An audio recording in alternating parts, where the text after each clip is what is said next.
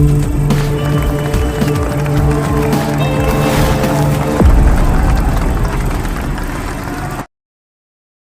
Friends, ఈరోజు వీడియోలో మొట్టమొదటి పానీపట్ యుద్ధం గురించి అయితే తెలుసుకుందాం. సో వీడియోని ఎవరైతే కొత్తవారు చూస్తున్నారో ఇంట్రెస్టింగ్ స్టోరీస్ కోసం మన ఛానల్ తప్పకుండా అయితే సబ్స్క్రైబ్ చేసుకోండి.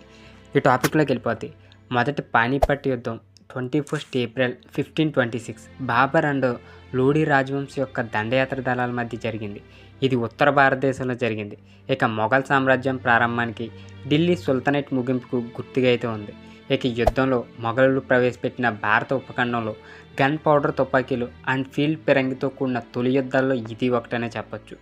సో ఇక్కడ ఒక పిక్చర్ చూస్తున్నారు కదా, ఇదే పానీపట్ యుద్ధం యొక్క డ్రాయింగ్ అనమాట. సో అసలు బాబర్ ఆయుధాల వినియోగం అశ్విక దళ ఛార్జీల కలయికతో ఢిల్లీ సుల్తాన్ ఇబ్రహీం లోడీని అయితే ఓడించాడు. ఈ యుద్ధం భారతదేశంలో మొఘల్ పాలనకు నాంది అయితే పలికింది. ఇక దాని పర్యవసనాలు దేశంలోని రాజకీయ, సామాజిక, భూభాగంపై గణనీయమైన ప్రభావాన్ని అయితే చూపాయి. ఇది 331 సంవత్సరాల అంటే 1526 టు 1857 పాటు కొనసాగిన మొఘల్ సామ్రాజ్యాన్ని అయితే స్థాపించింది. ఇక ఇక్కడ ఇంకో ఫోటో కనబడుతుంది కదా, ఇది బాబర్ ఇబ్రహీం లోడీ సైన్యాల మధ్య పానీపట్ యుద్ధం డ్రాయింగ్. ఇది బాబర్ను దౌలత్ ఖాన్ లోడీ భారతదేశంలోని ప్రవేశించి ఇబ్రహీం లోడీని ఓడించమని ఆహ్వానించాడు. ఇది డియో గుజరాత్ ద్వారా వాకీ అట్ట అయి బాబురికి ఒక ఉదాహరణగా అయితే చెప్పొచ్చు. ఇక రెండోసారి సమరన్ ఖాన్ను కోల్పోయిన తర్వాత బాబర్ 1519లో చీనా బోర్డుకు చేరుకోవడంతో హిందుస్థాన్ని జయించడంపై అయితే దృష్టి పెట్టాడు. ఇక 1524 వరకు అతని లక్ష్యం పంజాబ్కు మాత్రమే తన పాలన అయితే విస్తరించాడు. సో ఇక ప్రధానంగా తన పూర్వీకుడైన తైమూర్ పాలన నెరవేర్చడం ఇక వారసత్వం, ఎందుకంటే అది అతని సామ్రాజ్యంలో ఒక భాగమనే చెప్తాడు. ఆ సమయంలో ఉత్తర భారతదేశంలోని చాలా భాగం లోడీ రాజవంశానికి చెందిన ఇబ్రహీం లోడీ పాలన అయితే ఉంది. అయితే సామ్రాజ్యం నాశనం అయిపోయింది. ఇక చాలామంది ఫిరంగిదారులు ఉన్నారు. సో అతను పంజాబ్ గవర్నర్ దౌలత్ ఖాన్ లోడీ ఇబ్రహీం మేనమామ అల్లావుద్దీన్ నుండి ఆహ్వానాలు అయితే అందుకున్నాడు. ఇక అతను ఇబ్రహీం వద్దకు ఒక రాయబారిని అయితే పంపాడు. దేశ సింహాసనానికి తానే సరైన వారసుని చెప్పుకున్నాడు. అయితే రాయబారిని లాహోర్లో నిర్బంధించి నెలల తర్వాత విడుదలైతే చేశారు.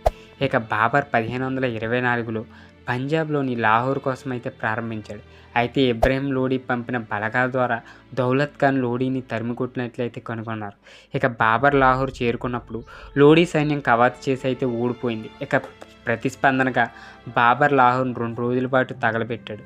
ఆపై లోడీ యొక్క మరొక తిరుగుబాటు మామైన అలం ఖాన్ను గవర్నర్గా ఉంచి దిపల్పూర్కు మార్చాడు. సో పదవి మీద మోహం అయితే పొందాడు. ఇక కాబూల్కి అయితే పారిపోయాడు. ఇక ప్రతిస్పందనగా బాబర్ అలం ఖాన్కు దళాలను అందించాడు. ఆ తర్వాత దౌలత్ ఖాన్ లోడీతో చేరారు. ఇక సుమారు 30,000 మంది సైనికులతో కలిసి ఢిల్లీలో ఇబ్రహీం లోడీని అయితే ముట్టడించారు. ఇక అతను వారిని ఓడించి అలం సైన్యాన్ని తరిమికొట్టాడు. ఇక పంజాబ్ను ఆక్రమించుకోవడానికి లోడీ తనను అనుమతించిందని బాబర్ అయితే గ్రహించాడు. ఇక యుద్ధం ఎలా జరిగిందంటే, ఇబ్రహీం సైన్యం యొక్క పరిమాణం గురించి విన్న బాబర్ తన ఎడమ పార్శ్వాన్ని సురక్షితంగా ఉంచడానికి చెట్లు కొమ్మలతో కప్పబడిన కందకాన్ని అయితే తవ్వుతున్నప్పుడు పానీపట్ నగరానికి వ్యతిరేకంగా తన కుడి పార్శ్వాన్ని అయితే భద్రపరిచాడు. ఇక మధ్యలో 700 ఎడ్ల బండ్లను తాళ్లతో కట్టుంచాడు. ప్రతి 2 బండ్ల మధ్య తను అగ్గిపెట్టె పురుషుల కోసం బ్రెస్ట్ వర్క్స్ అయితే ఉన్నాయి. బాబర్ తన సైనికులకు తుపాకులు, కాల్పులు జరపడానికి తగినంత స్థలం ఉండేలా చూసుకున్నాడు. ఇక బాబర్ ఈ పద్ధతిని ఒట్టిమాన్ పరికరంగా అయితే సూచించాడు. ఎందుకంటే చల్దీరాన్ యుద్ధంలో ఒట్టిమాన్లు దీనిలో గతంలో అయితే ఉపయోగించారు. ఇక ఇబ్రహీం సైన్యం వచ్చినప్పుడు అతను బాబర్ సైన్యం వద్దకు దాడి చేయడానికి చాలా ఇరుకైనదిగా అయితే గుర్తించాడు.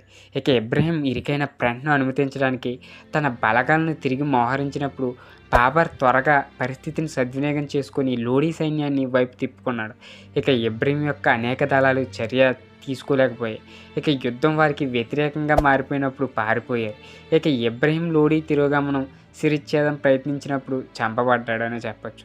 ఇక యుద్ధంలో 20,000 మంది లోడీ సైనికులు అయితే మరణించారు. ఇక యుద్ధంలో ఫిరంగుల ప్రయోజనం కూడా చాలా ఉందని చెప్పొచ్చు. ఇక బాబర్ యొక్క తుపాకుల యుద్ధంలో నిర్ణయాత్మకంగా నిరూపించబడ్డాయి. ఇక మొదటిది ఇబ్రహీంకు ఫీల్డ్ పిరంగి లేకపోవడం, కానీ పిరంగుల శబ్దం ఇబ్రహీం యొక్క యుద్ధ ఏనుగులను భయపెట్టి అతని మనుషులను తొక్కేలా అయితే చేసింది. ఇక ఇక్కడ పిక్చర్ కనిపిస్తుంది కదా, ఈ డ్రాయింగ్ని చూస్తే మీకు అర్థమవుతుంది అప్పుడు యుద్ధం ఎలా జరిగిందో. ఇది 1526లో పానీపట్ ఫీల్డ్ గన్లతో అయితే ప్రవేశపెట్టిన డ్రాయింగ్ అనమాట.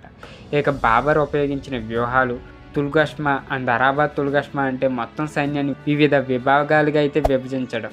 ఎడమ, కుడి అండ్ కేంద్రం, లెఫ్ట్ అండ్ రైట్ డివిజన్లు, ఫార్వర్డ్, రియర్ డివిజన్లుగా అయితే విభజించారు.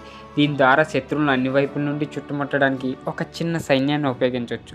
అప్పుడు సెంట్రల్ ఫార్వర్డ్ డివిజన్లు బాండ్లు అంటే అరాబా అందించబడతాయి. సో వీటిని శత్రువులకి ఎదురుగా వరుసలో ఉంచారు. జంతువుల దాగుతాలతో ఒకదానికొకటి అయితే కట్టారు. ఇక వాటికి వెనక పిరంగులను సులువుగా మార్చేందుకు ఉపయోగించే మట్లింట్ల ద్వారా రక్షించబడిన మద్దతు ఉన్న పిరంగులు అయితే ఉంచబడ్డాయి. ఈ 2 వ్యూహాలు బాబర్ పిరంగిని ప్రాణాంతకంగా అయితే మార్చాయి.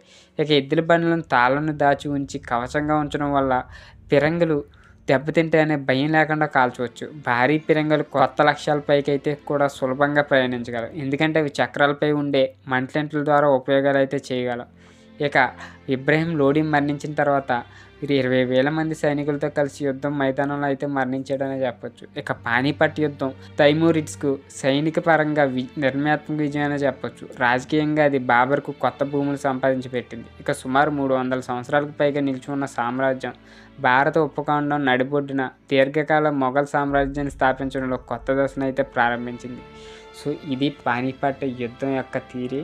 సో ఈ థియరీ మీలో ఎంతమందికి తెలుసో ఈ హిస్టరీ గురించి కింద కామెంట్ రూపంలో తెలియజేయండి. వీడియో నచ్చితే తప్పకుండా లైక్ చేయండి. ఇలాంటి ఇంట్రెస్టింగ్ స్టోరీస్ కోసం మన ఛానల్ తప్పకుండా అయితే సబ్స్క్రైబ్ చేసుకోండి. బెల్ ఐకాన్ మాత్రం క్లిక్ చేయడం మాత్రం మర్చిపోకుండా సపోర్ట్ చేయండి.